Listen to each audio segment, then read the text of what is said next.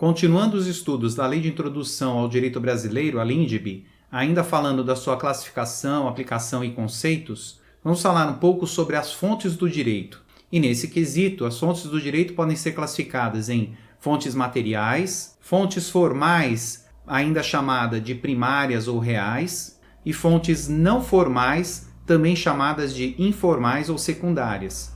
Iniciando pelas fontes materiais do direito, elas são consideradas fatores que influenciaram a criação da norma. E podemos citar fatores políticos, sociais, históricos, culturais, econômicos, dentre outros, que influenciam a formação da norma. Para você ter uma ideia do que é isso, lá na aula A1010 de Fundamentos do Direito, é possível você ter uma noção da formação da norma, ou pelo menos como ela surge no ordenamento jurídico. Para assistir, basta clicar no card. Posteriormente, ainda dentro das fontes de direito, temos as fontes formais, também conhecidas como fontes primárias ou reais, e elas dizem respeito ao modo de formação ou revelação da norma, podendo ser classificadas em relação a quem produz a norma ou quanto à sua aplicabilidade. Em relação a quem produz a norma, temos as fontes formais, heterônomas ou autônomas. As heterônomas são as fontes produzidas somente pelo Estado, portanto, elas advêm de um terceiro. Já as autônomas, o destinatário participa da sua formação, e essa classificação ela é mais utilizada no direito processual trabalhista.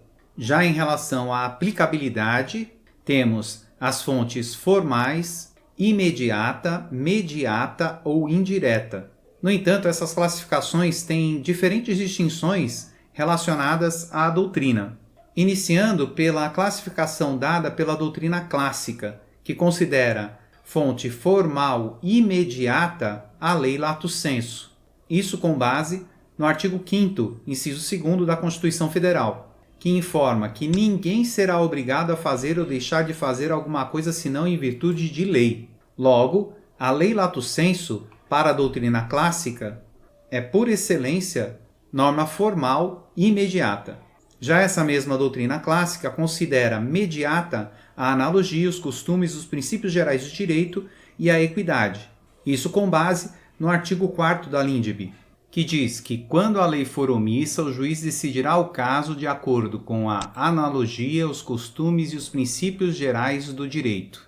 Já em relação à equidade, temos o artigo 140, parágrafo único do CPC, que diz que o juiz só decidirá por equidade nos casos previstos em lei. E existem muitos casos previstos em lei para a utilização da equidade. No entanto, nós não vamos ver isso agora, vamos ver mais adiante. Por fim, a doutrina clássica ainda considera como fonte não formal, ou seja, sem obrigatoriedade, a doutrina e a jurisprudência de modo geral.